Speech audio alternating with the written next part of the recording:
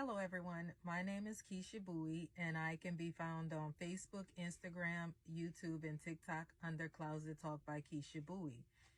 Quick disclaimer, I am not a doctor, nurse, psychiatrist, psychologist, counselor, any of those things. I just share my past and present personal experiences prayerfully to help reach others out there.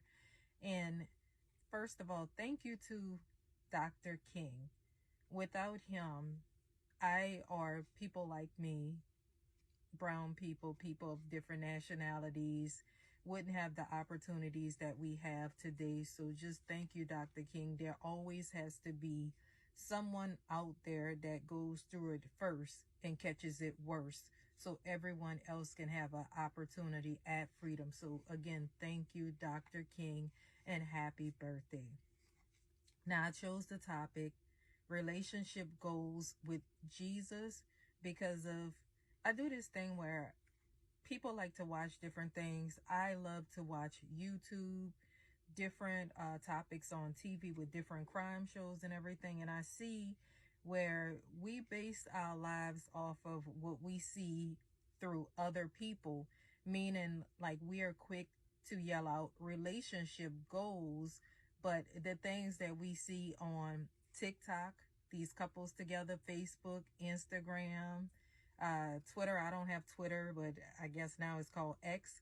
But we see these different social sites and we see these relationships, or we see pictures of people. We see people out up in public. But if you watch YouTube and all of these different crime channels, you'll see that those relationships weren't exactly what people were expressing or made you seem like it was. Even with business deals, my business is flourishing, all of this stuff, but they don't let you see the downward side. So very quickly, Cambridge Dictionary defined relationship as a noun, the way in which two or more companies, countries, or people behave towards each other. A relationship between labor and management, a good, close relationship, a business personal relationship. Now, Oxford language define goals as the object of a person's ambition or effort, and aim or desired result. Now, people do this thing where they break up for whatever reason, love changes, just different situations arise to whereas they're no longer together, or if something happens to someone, they see that that person may not be of any more use to them, so it's bye-bye. But a relationship that will never change, the relationship goals that we should strive after, is relationship goals with Jesus Christ. Meaning that, okay, I'm going to be honest with you, I don't know about anyone else, but if I'm having a high paying day, or say if I'm having a good day and I am able to work on my platforms, I may put that first before I wind up calling a friend back. But when you deal with Jesus Christ in a relationship with him, he's never ever too busy for you. We do things where he'll always have time for you, and then also too, he won't ever have an excuse, or you don't have to worry about if you can get in contact with him like a regular person. I'm saying if, because you can get in contact with him, unlike a person like me. It might be 3 o'clock in the morning, 1 o'clock. It may be 5 o'clock in the evening. No matter what time it is, all you have to do is talk to him. A lot of times we see business deals fail, or relationships ends, or different family matters come to a boil because of, we feel that these people didn't protect us enough, or they didn't do whatever we felt. But with Jesus Christ, you don't have to worry about any of those things. He will never ever fail you. Now, I came across a few scriptures. Now, John 15:13, greater love had no man than this, that a man lay down his life for his friends.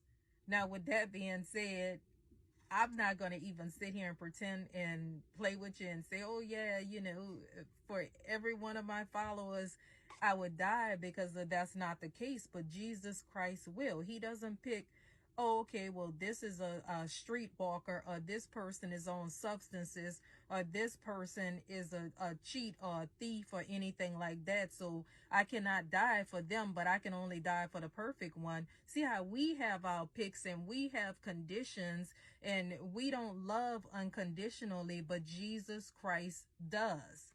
So he will lay down his life, and that he actually did so. So that's how you can't say there's no question about it. John 15:14, ye are my friends, if ye do whatever I command you.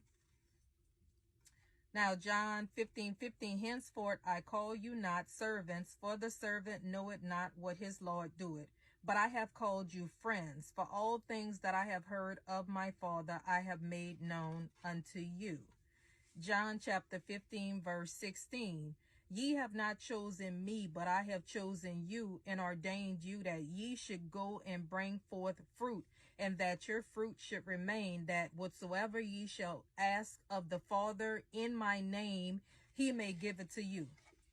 How many of us could go to family and friends and ask them something like, oh, say, I need this bill paid, or I need an operation, or I need you to be here with me 5 days, or I need you, whatever it is that you could ask of them.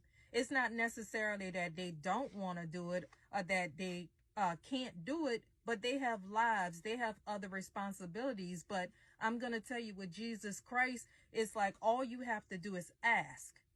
Ask the Father in his name, and it shall be granted. Some people get into relationships because they're trauma bonded, meaning like, okay, they might have had parents that abandoned them, and so they met somebody that their parents abandoned them too, or their parents might have been on substances and stuff, so they could relate. So they get into these relationships, and when they get into it, it all comes to a boil, because of you're bonding over the past traumas. But if you get into a relationship with Jesus Christ, he understands those traumas and everything that you're going through, and he could actually heal and fix whatever it is that you're going through. But all you have to do is ask. I know people have disappointed us. I've been disappointed all my life, and I know from improper communication, and sometimes me being me, wanting to have the last word or whatever, I could disappoint people. I know my actions have disappointed people, but I know that no matter who I never was enough for, or who I was always wrong to, I know one person that accepted me as I am, and so can he accept you and love you as you are. You don't have to wait till you get it together, or wait till you fix things, or you have to keep on validating yourself to him. No, a relationship with Jesus Christ, it doesn't matter. It doesn't matter what you think you might do to push him away. You will never push him away, because he will always love you. Just like I'm talking to you right now, you could talk to Jesus Christ, and that's how I talk to him. And I just lay it out. And no matter what you lay out to him, he's not going to say, oh, I'm going to use myself as an example so y'all don't get too offended. Oh, Keisha, yeah, if you wouldn't have done this, then you could have possibly come to me. No, it don't work like that. A relationship goal with Jesus Christ will never leave you unfulfilled. And unlike humans, like y'all put y'all trust in, Jesus Christ sees things and he knows things. And whatever it is that's hurting your heart, bring it to him, because he can fix it. Just like he's fixed it for me, and I'm trusting him. And I suggest you trust him too. So just give him a try. Just give him a try. He's not going to never turn his back on you. Again, relationship goals with Jesus is what you should seek. I'll see y'all the next time, and y'all be blessed, and thank y'all.